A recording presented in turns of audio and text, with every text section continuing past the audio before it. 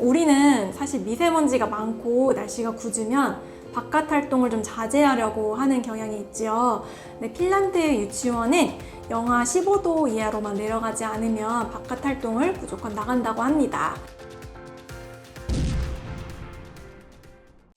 아이를 데리고 숲에 가야 하는 이유는 무엇인가요? 숲은 아이에게 특별한 놀이터예요. 그래서 숲은 숲 자체가 아이가 놀이를 할 수 있고 자연 세계와 함께 운동을 할 수 있고 신체 발달을 할 수 있는 곳인데요. 숲이 좋은 이유, 숲에 가야 하는 이유를 세 가지로 이야기를 해드리면, 첫 번째로 숲에는 특별한 도구를 가지고 가지 않아도 놀이를 만들 수 있는 아주 재미있는 특별한 장소입니다. 낙엽을 줍거나 떨어진 가지를 줍거나 돌멩이, 열매 등등을 주어서 놀이를 마음껏 할 수 있어요. 그 안에서 소꿉놀이를 할 수도 있고 집을 지을 수도 있고 아이에게는 펼쳐져 있는 멋진 놀이터이죠. 두 번째로 아이는 숲속에서 탐색을 하고 탐구를 하면서 스스로 숲속 탐험가나 과학자가 될 수 있습니다. 여러 가지 자연물들을 관찰하고 또 새소리도 듣고 물소리도 들으면서 자연스럽게 자연과 친해지는 곳이 될 수 있죠.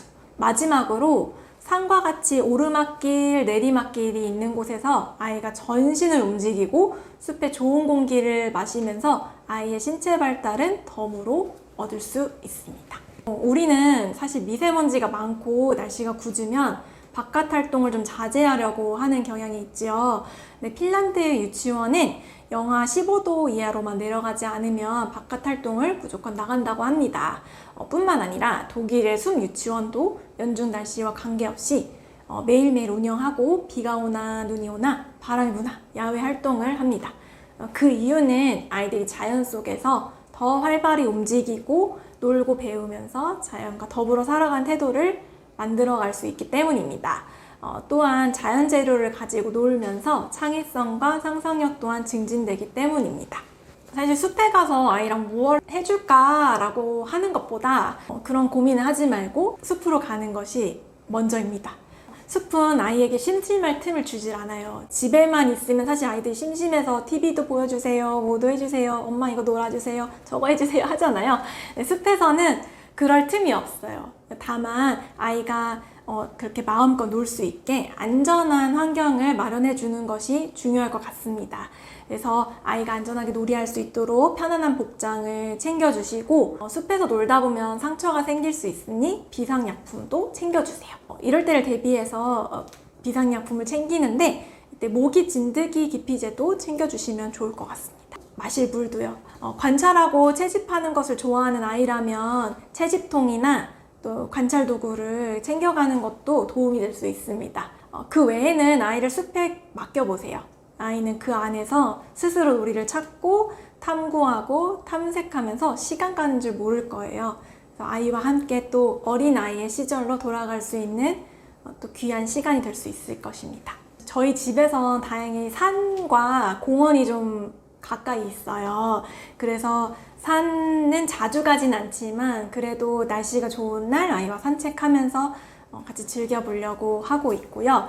그리고 이제 공원 같은 경우도 아이랑 같이 나가는데 사실 공원에서는 숲놀이라고 생각하고 나가지는 않고 채집채와 채집통을 챙겨서 나가요. 그러면 아이가 거기 공원에서의 놀이터에서 놀기도 하지만 또 어떤 자연물들을 채집하거나 또 곤충이나 애벌레가 많이 나타나는 그 계절이 오면 그런 계절별로 아이들이 노는 게 좀 달라지는 걸 볼 수 있어요. 그래서 아이 덕분에 계절별로 달라지는 어떤 자연의 변화를 저도 같이 느낄 수 있고 그 안에서 같이 관찰하고 탐색하는 아이가 되는 것 같아요. 그래서 봄 같은 경우는 꽃들이 워낙 많이 피는 시기이다 보니 봄 내음을 많이 같이 느낄 수 있고 여름에는 여름대로 덥기는 하지만 계곡이 있는 산에 가서 물놀이도 즐기고 물 위에다가 나뭇잎도 띄워서 놀기도 하고 그렇게 계절을 느끼고요. 가을이 되면 가을은 정말 보물 같은 계절인데요. 낙엽이 색색별로 있고 열매들도 많이 떨어지는 계절입니다. 그래서 열매와 낙엽들 이런 자연물들을 수집하면서 같이 아이가 놀이를 할 수 있어요. 또 마지막으로 겨울에는 아무것도 없을 거라고 생각이 들지만 겨울은 겨울대로의 재미를 찾을 수 있어요. 어떤 재미냐면 겨울에는 낙엽들이 다 떨어져서 나무가지만 있잖아요. 근데 그 나무가지들을 아이랑 관찰하다 보면 나무마다 가지가 모양이 다 다른 것을 발견할 수 있어요. 사실 저도 아이가 없을 때는 그 나무들이 다 다른지 어떤 모양인지 관심이 별로 없었는데 아이랑 관찰을 하다 보니 이 나무는 이런 모양이었네, 저런 모양이었네 하고 나무들만의 모양들을 찾을 수 있었습니다. 그래서 숲에 가서 놀이하는 것 자체만으로 아이가 즐거울 수 있다라는 뜻은 아이와 어른이 보지 못했던 그런 것들을, 평소에 보지 못했던 것들을 경험할 수 있는 또 귀한 시간이 되는 것 같습니다. 저희 아이는 애벌레나 나비 또 이제 곤충들이 나타나면 그때 반응을 좀 크게 했던 것 같아요. 그래서 풍뎅이를 만났다던가 아니면 나비가 나타나면 그걸 잡고 싶어서 잡아서 관찰하고 싶어서 뛰어간다거나, 계곡에 갔을 때 물고기가 있으면 물고기 한번 잡아보고 싶어서 물속에 들어가 본다거나 그랬던 경험들이 있어요. 아이와 물감놀이를 하는 것이 왜 좋은가요? 여러 가지 놀이 재료들은 있어요. 근데 물감은 저희 아이랑 꼭 해봤던 이유 중에 하나가 물감이라는 재료의 특성 때문이었는데요. 그 물감의 물질 특성이 아무래도 아이가 다양하게 놀이를 할 수 있는 그런 범위가 넓기 때문이었어요.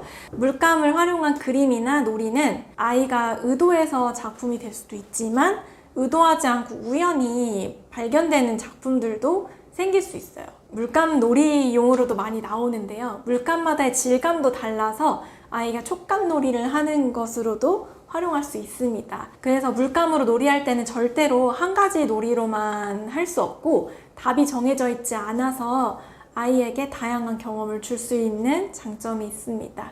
뿐만 아니라 물감에 대한 색을 스스로 탐색을 하다 보면 색에 대한 감각도 늘어나게 돼요. 그래서 물감의 여러 가지 색깔을 제공해서 아이가 탐색을 해보게 하는 것도 좋은 방법인데, 한 가지 물감으로 할 때 주의점이 있다면 이런 경우는 물감을 할 때 조금 조심하면 좋을 것 같아요. 저 같은 경우도 물감이 어딘가에 튀거나 어딘가에 묻는 게 조금 불편한 마음이 있었거든요. 그래서 집 안에서 하면 이제 가구들이나 뭐 패브릭 이런 데 묻으면 또 지워지지 않고 하다 보니까 주로 이제 욕실에서 아이와 물감놀이를 하거나 아니면 그런 게 튀어도 괜찮은 장소에서 아이와 깔개를 깔고 놀이를 했었습니다. 그래서 그런 주의점을 같이 생각하고 해주시면 좋을 것 같아요. 요즘에 이제 물감으로 놀이하는 가정들도 많아서 아이가 손으로 만지고 몸에 이제 묻어도 괜찮은 무독성 물감들이 많이 있어요.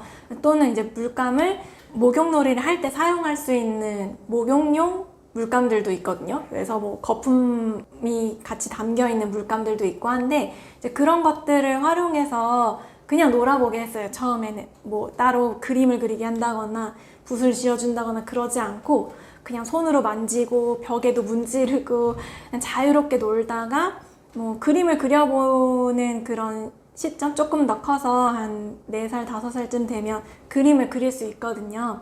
그림을 색연필로 그릴 수 있고 뭔가를 쥐어서 손으로 할 수 있을 때 붓을 쥐어줬었는데, 그때 붓으로 이제 끄적끄적 하면서 색연필로 끄적끄적 하듯이 그렇게 붓으로 끄적끄적 해보는 경험도 해볼 수 있게 해주고, 딱히 제가 주제를 정해주고 하지는 않았던 것 같아요. 그래서 아이가 그때 당시에, 지금도 그렇지만 자연에 굉장히 관심이 많은 아이라서 나무를 그림을 그릴 때 엄마 나 그럼 물감으로 해볼래요? 하면 물감을 쥐어주거나, 또는 제가 오늘은 한번 물감으로 해보면 어떠니? 하고 물감을 제공했을 때도 있었어요. 근데 물감이 쭉 짜서 하는 물감도 있는데 고체로 된 물감들도 있거든요.